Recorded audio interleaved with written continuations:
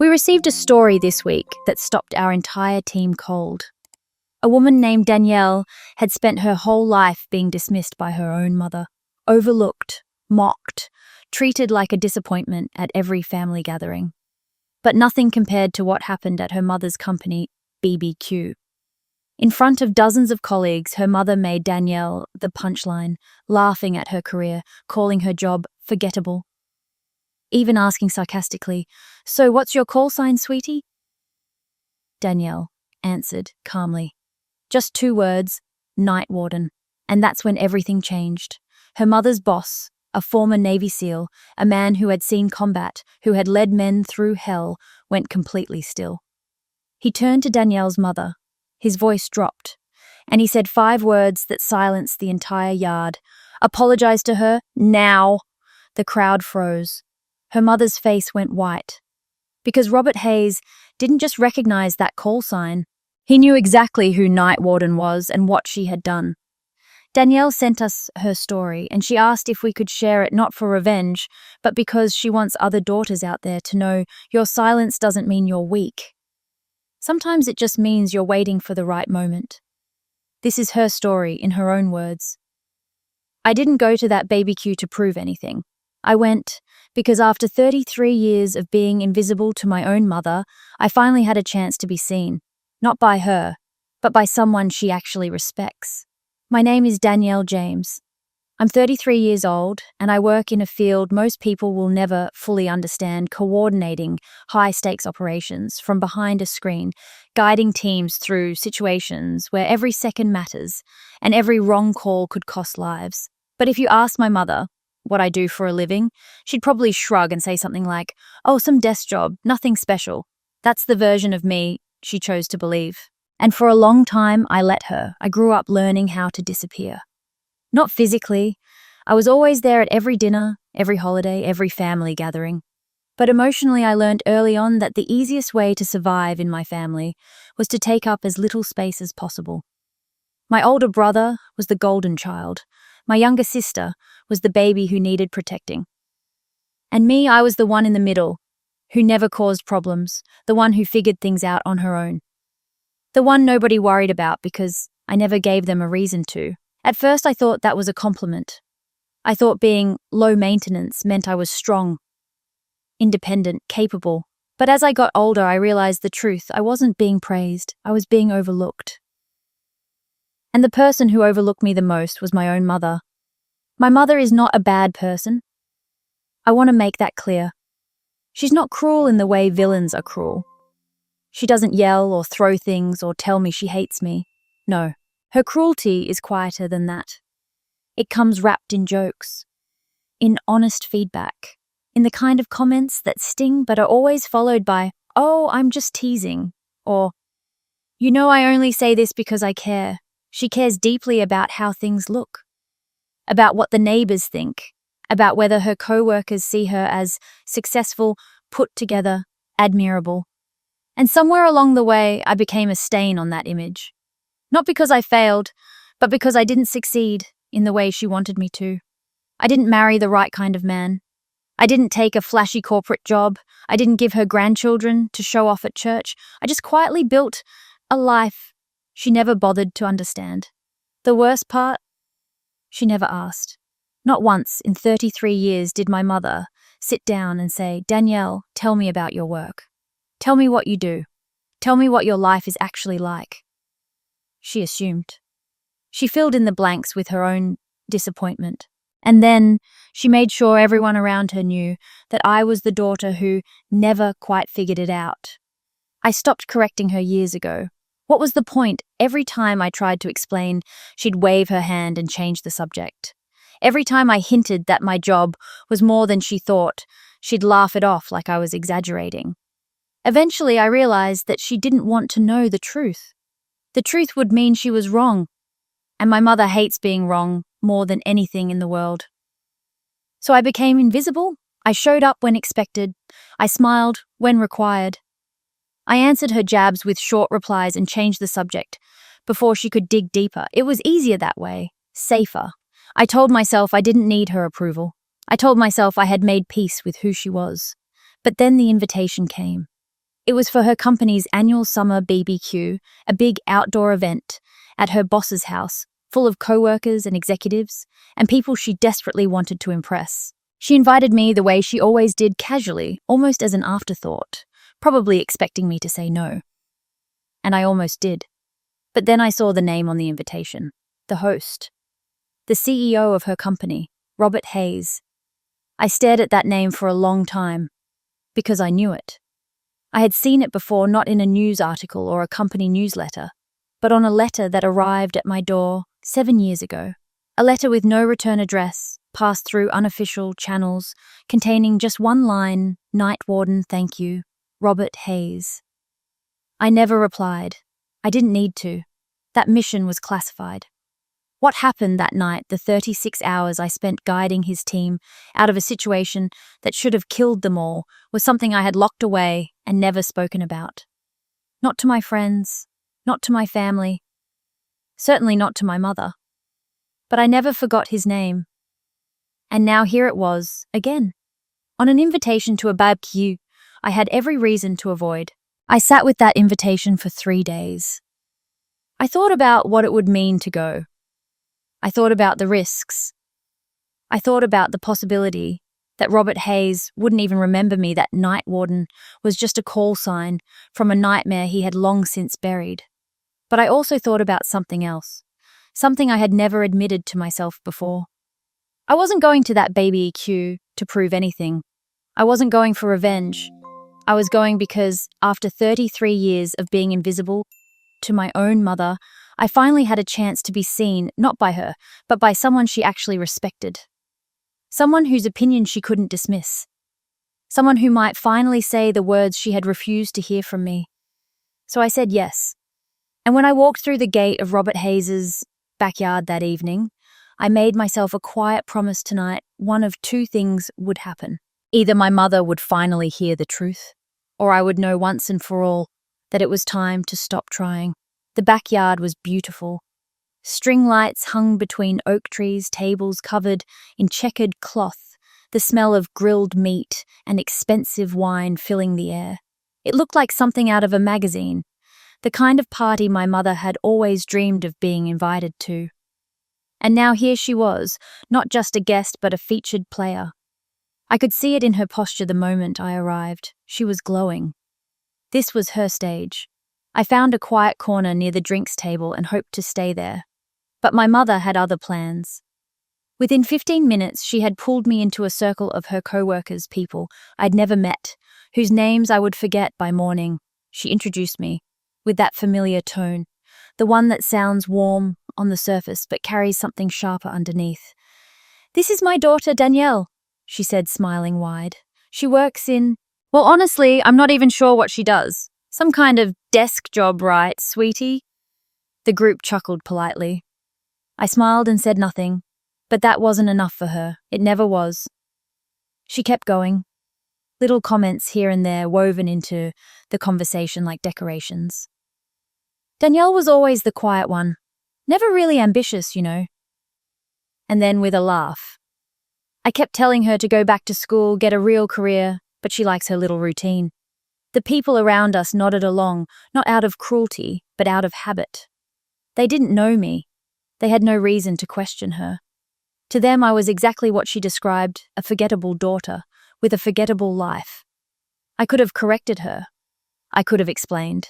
But I had learned a long time ago that defending myself only made things worse. My mother didn't want answers. She wanted reactions. She wanted me to stumble, to get flustered, to give her an opening to help me in front of everyone. So I did what I always did. I kept my voice calm. I gave short answers. I refused to play her game. And it drove her crazy. I could see it in her eyes, the frustration building every time I didn't take the bait. She laughed louder, made sharper jokes, brought up old failures I thought she had forgotten. She was pushing harder now, desperate for me to crack. But I didn't. I just stood there, steady, letting her words pass through me, like wind through an open window. What I didn't notice was the man standing a few feet away. Robert Hayes had been watching from the edge of the group, a bottle of beer, untouched in his hand. I didn't recognize him at first, just another executive in a polo shirt, observing his employees. But something about the way he looked at me felt different. Not dismissive, not amused, almost like he was trying to place me. A woman next to me, one of my mother's coworkers, turned and asked casually, "So Danielle does your job. Have a call sign. I heard people who work in operations coordination sometimes use them." Before I could answer, my mother jumped in with a loud laugh. "A call sign, my daughter." She put a hand on my shoulder, squeezing just a little too hard. "Hers is probably coffee runner." The group laughed. She turned to me still smirking and said, "So what is your call sign, sweetie? Do you even have one?" The yard felt quieter now. Or maybe that was just me. I looked at my mother. I looked at the people around her waiting for me to fumble to confirm everything she had said. And then I looked past them at Robert Hayes, who had stepped closer, his expression suddenly tight, focused like a man trying to remember something important. I took a breath. "Night warden," I said. My mother's smirk flickered. She didn't understand. She thought it was a joke maybe or something I had made up to sound impressive. But Robert Hayes understood. His face went pale, his hand tightened around the bottle, and for the first time all evening the laughter stopped. The silence that followed was unlike anything I had ever experienced. It wasn't the comfortable pause between conversations, or the natural lull of a party winding down. It was the kind of silence that presses against your chest heavy and alive, as if the air itself had stopped moving. Robert Hayes set his beer down on the nearest table. His hand trembled slightly as he did it.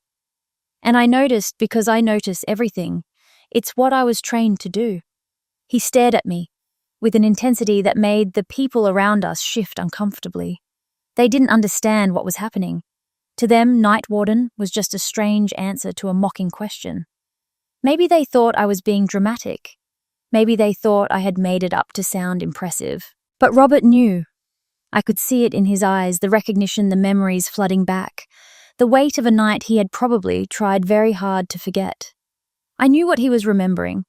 I had lived it too, from the other side of a radio signal, thousands of miles away, in a windowless room filled with screens and static.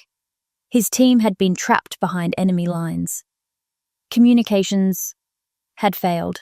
Their extraction had been compromised, and for 36 hours they had no way out and no one coming to save them, except me. I was the voice on the other end of the radio, the one who stayed awake, stayed calm, stayed connected when everything else fell apart. I didn't know their faces. I didn't know their names. I only knew their call signs and the sound of their breathing when they were too exhausted to speak. I guided them through the darkness, one instruction at a time, until they finally reached safety. 7 of them walked out alive that night. Robert Hayes was one of them. And now he was standing in his own backyard watching my mother laugh at me. He stepped forward. Not fast, not aggressive, just deliberate. The crowd parted slightly without realizing they were doing it. My mother was still smiling, though the smile had started to falter. She didn't understand why everyone had gone quiet. She looked at Robert, then at me, then back at Robert, waiting for someone to explain the joke she had clearly missed. Apologize. Robert's voice was low, controlled, but it cut through the silence like a blade. Now. My mother blinked. "I'm sorry. You heard me." He didn't raise his voice. He didn't need to. Every single person in that yard was listening. "Apologize to your daughter. Right now." She let out a nervous laugh, the kind people use when they're trying to diffuse a situation they don't understand. "Robert, I don't know what she told you, but she didn't tell me anything." He took another step closer, and I saw my mother physically lean back. "I'm not speaking to you as your boss. I'm speaking to you as a man whose life your daughter saved, along with 6 others, on a night you never wanted to know about." He paused, letting the words sink in.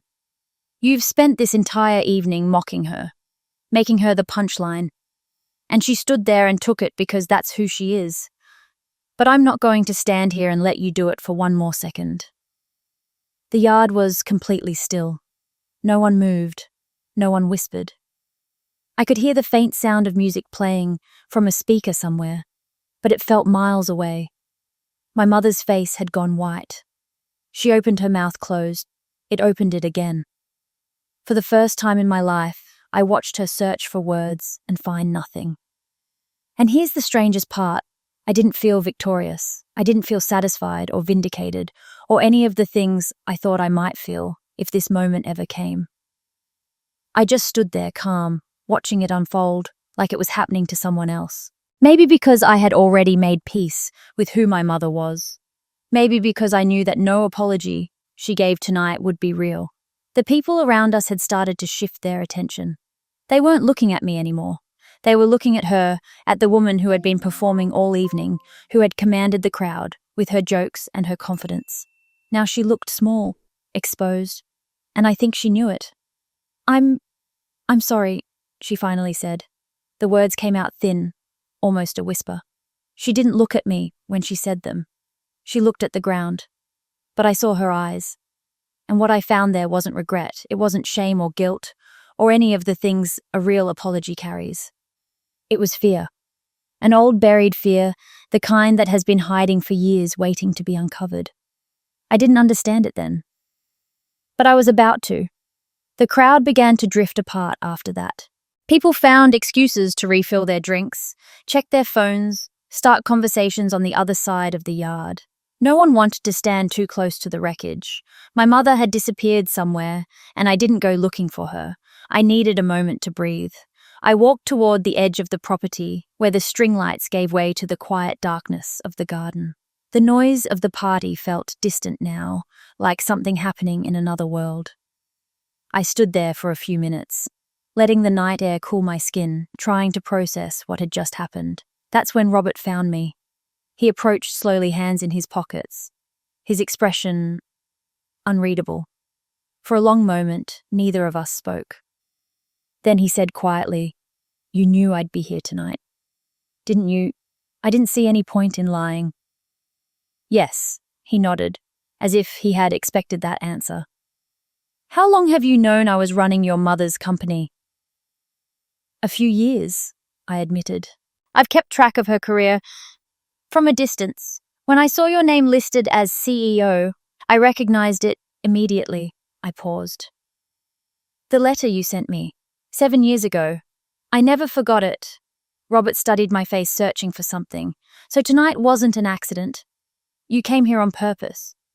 "I came here because I knew my mother would never listen to me. She spent my whole life deciding who I am without ever asking. But you," I met his eyes. "You, she respects. You, she would believe." He was quiet for a moment.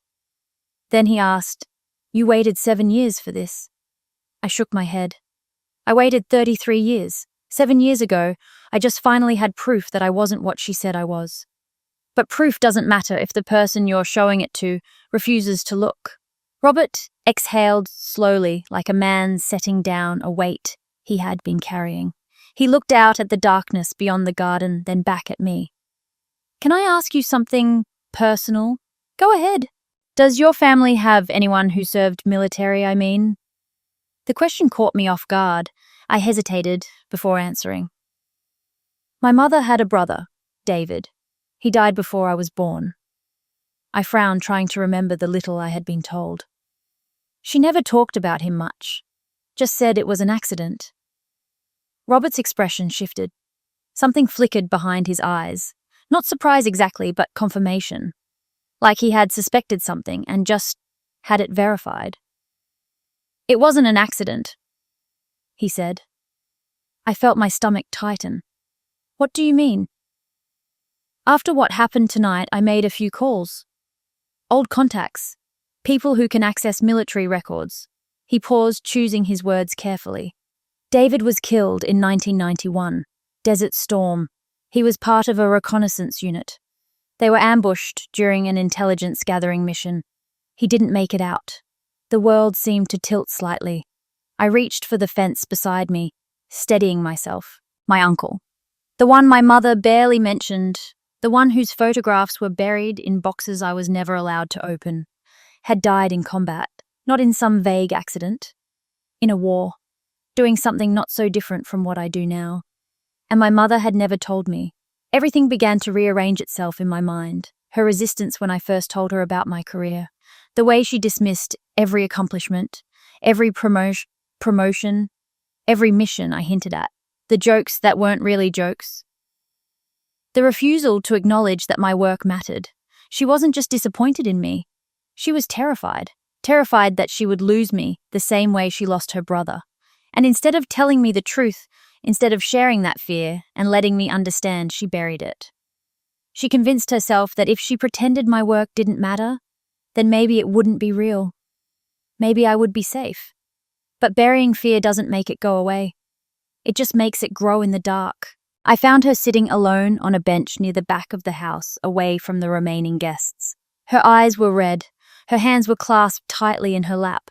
She looked smaller than I had ever seen her. I sat down beside her. I didn't yell.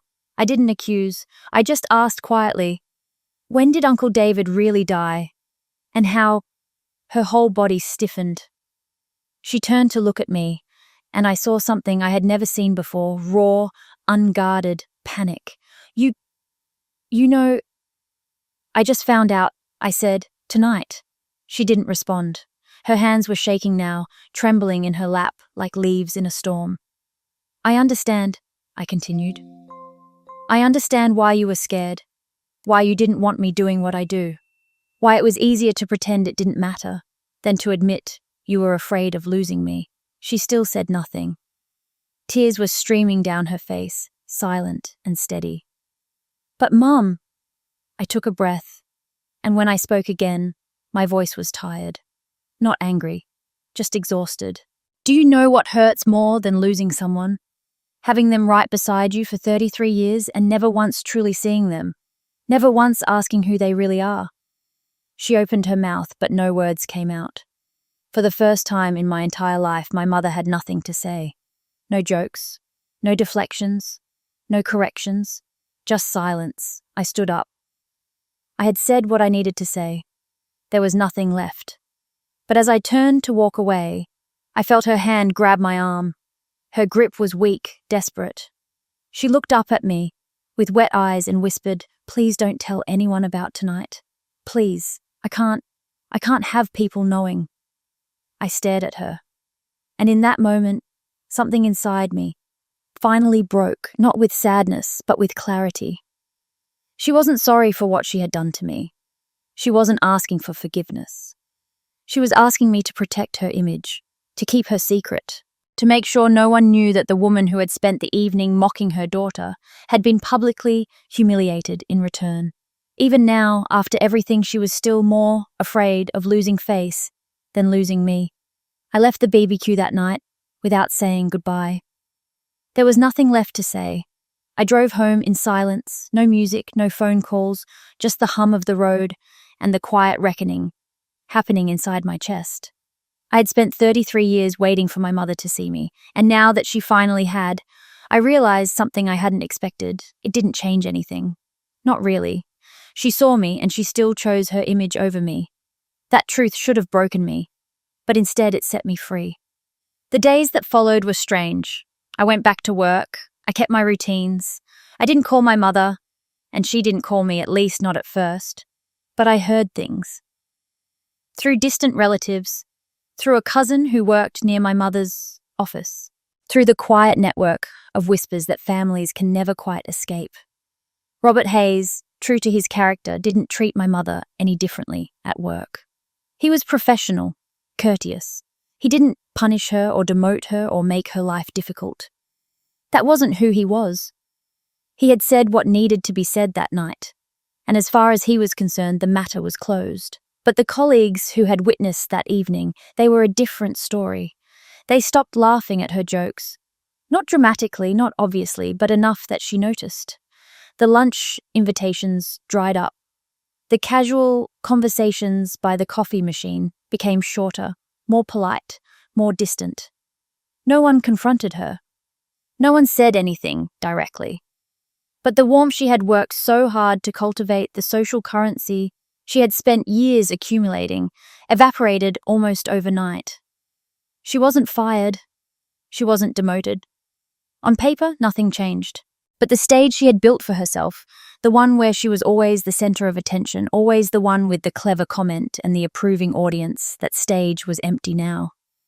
And for a woman like my mother, that was a punishment far worse than any formal consequence could ever be. I heard she started eating lunch alone. I heard she stopped volunteering for team events. I heard she came in early and left late, avoiding the social hours she used to dominate. Part of me felt a flicker of something, not satisfaction exactly, but recognition.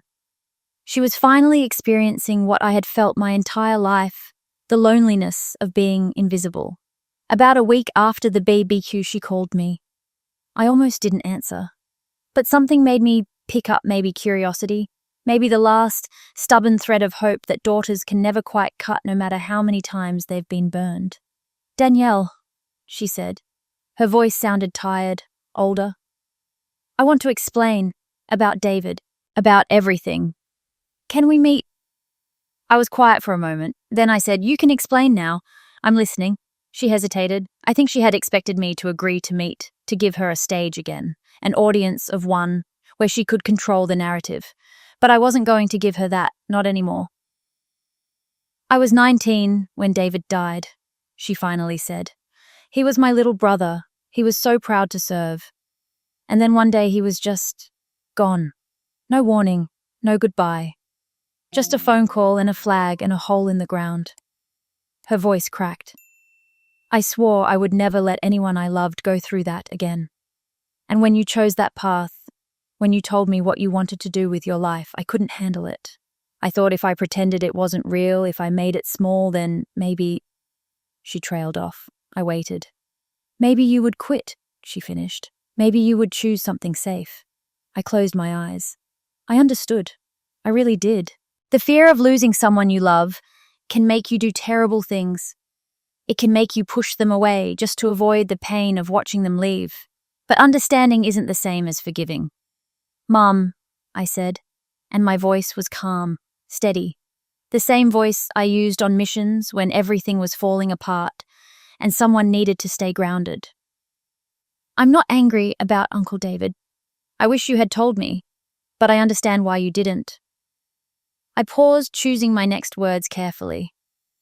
"What I can't understand is this: you had 33 years to tell me the truth. 33 years to explain your fear, to let me in, to let me help you carry it. And instead you chose silence. You chose to turn me into your enemy, to make me the problem, because that was easier than facing what you were really afraid of." I took a breath. "I could have understood your fear, Mum, but I can't understand why you made me pay for it." She was crying. I could hear it through the phone, the muffled sobs, the shaky breathing. But I didn't comfort her. I had spent my whole life comforting her, shrinking myself to make her feel better. I was done. "I've accepted a new assignment," I told her. "Long-term, far away. I don't know when I'll be back. Danielle, please." "I'm not running," I said. "I'm just finally done waiting for you to see me. I see myself now. That's enough." I hung up before she could respond.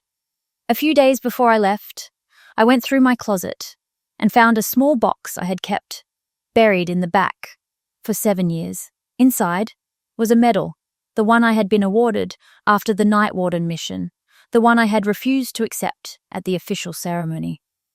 They had mailed it to me anyway, and I had never opened it. I didn't want it. Not because I wasn't proud of what I had done, but because there was no one in my life who would understand what it meant. I opened the box now and looked at it for the first time. It was smaller than I expected, heavier.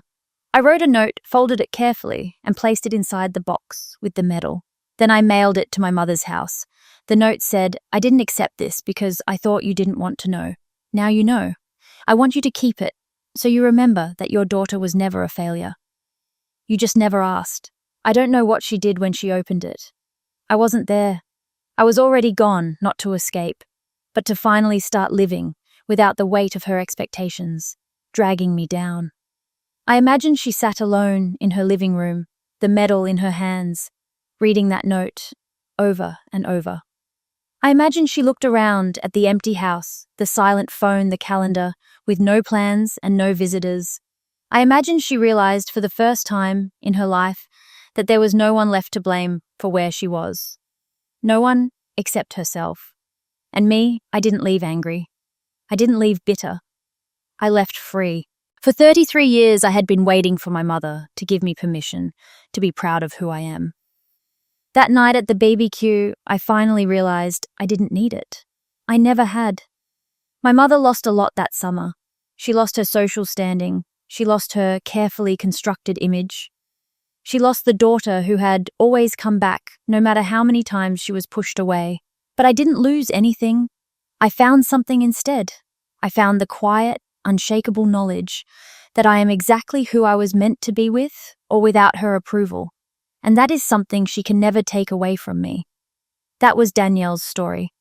And if you've stayed with us until now, I want to take a moment to talk about what this story really means, not just for Danielle, but for anyone who has ever felt unseen by the people who were supposed to love them the most. Danielle didn't go to that BBQ looking for revenge. She didn't walk into her mother's world hoping to humiliate her or tear her down. She went because, after 33 years of being dismissed, mocked, and made invisible, she wanted one thing to be seen, not by strangers, not by colleagues, but by the one person whose opinion had shaped her entire life, her mother. And here's the painful truth that Danielle discovered that night. Sometimes the people we want validation from the most are the people least capable of giving it. Not because they don't love us, but because their own wounds have made them blind. Danielle's mother wasn't a monster. She was a broken woman who lost her brother to war and spent the rest of her life terrified of losing her daughter the same way. But instead of facing that fear, instead of being honest about it, she buried it. She turned her terror into criticism. She transformed her love into control, and in doing so, she pushed away the very person she was trying to protect. That's the tragedy of this story. Danielle's mother loved her daughter. She just loved her in the worst possible way, a way that felt like rejection, like disappointment, like never being good enough. And by the time she realized what she had done, it was too late. The damage was done. The distance was set. And Danielle had finally learned to stop waiting for an apology that would never truly come. But here's what I want you to take away from this story, and I mean this sincerely. Danielle's mother paid a price. She lost her social standing. She lost the respect of her colleagues.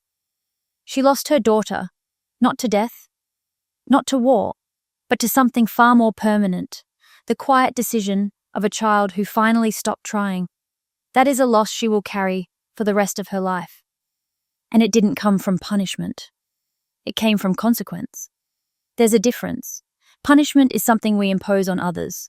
Consequence is something that grows naturally from the choices we make. Danielle didn't punish her mother. She simply stopped protecting her from the consequences of her own behavior. She stopped shrinking herself to make her mother comfortable. She stopped swallowing her pain to keep the peace. And when she did, the truth came out, not through anger, not through confrontation, but through the simple act of finally being honest. That's the real power in this story. Danielle didn't need to yell. She didn't need to fight. She just needed to stand still and let the truth speak for itself. And when she did, everything changed. Now I want to speak directly to those of you who saw yourself in Danielle. Maybe you have a parent who never understood you. Maybe you have a family member who makes you feel small every time you're around them. Maybe you've spent years trying to prove yourself to someone who refuses to see your worth. If that's you, I want you to hear this. You are not responsible for making other people understand you. You are not required to keep explaining yourself to people who have already decided who you are. Your job is not to convince them. Your job is to live your truth and let them decide whether they want to be part of it. Danielle spent 33 years waiting for her mother's approval, and in the end she realized she never needed it. She was already worthy. She was already enough. The only thing that changed was that she finally believed it. And here's the lesson I hope stays with you long after this video ends. The people who truly love you will ask. They will be curious about your life. They will want to know your struggles, your victories, your dreams. They won't assume. They won't dismiss. They won't fill in the blanks with their own disappointments. Real love asks questions. Real love listens to the answers. And if someone in your life has never once asked who you really are, that tells you everything you need to know, not about your worth, but about their limitations. Danielle's mother never asked. And because of that, she missed out on knowing one of the bravest, most resilient, most extraordinary people she would ever meet, her own daughter. That's not Danielle's loss. That's her mother's. And she will have to live with that for the rest of her life. So if you're watching this and you have children or siblings or friends or anyone in your life who you think you know, ask them. Ask them about their work. Ask them about their passions. Ask them about the parts of themselves they've stopped sharing because they assumed you didn't care. You might be surprised by what you learn. And you might save yourself from the kind of regret that Danielle's mother will never escape. Now, I want to hear from you. Have you ever felt invisible to someone who should have seen you? Have you ever had a moment where the truth finally came out and everything changed? Share your story in the comments. I read every single one, and I know there are people in this community who need to hear that they're not alone. If this story moved you, if it made you think, if it reminded you of your own journey, please take a moment to subscribe to this channel. We share stories like this every week. Stories about resilience, about truth, about the quiet power of finally being seen. Hit that subscribe button, turn on notifications, and join this community of people who believe that every story matters. Thank you for watching, thank you for listening, and thank you for being here. Until next time, take care of yourselves and take care of each other.